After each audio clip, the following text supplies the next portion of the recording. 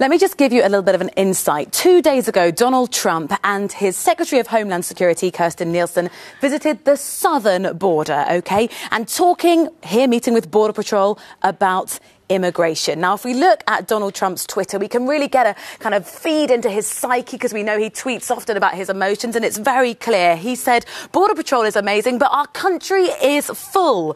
The system has been broken for many years. Well, the next step after that, just 48 hours later, this tweet comes out. The Secretary of Homeland Security that he just visited the southern border with, Nielsen, will be leaving her position. I thank her for her service. She confirmed this on Twitter. She posted her letter of resignation. She said, it's been an honour of a lifetime to serve with brave men and women of the Homeland Security. But in her letter, 2 pages of it, which she's posted online, it doesn't give a very clear indication as to why it is that she's resigned.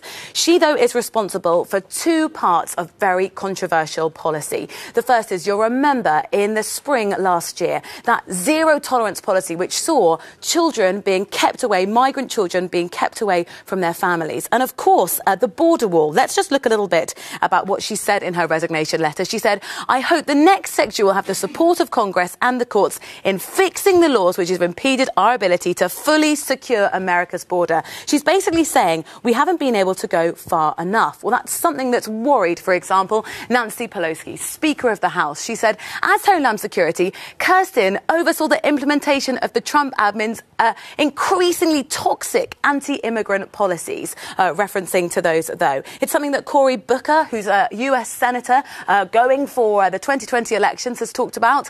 We can't let this lull us into a false sense of complacency.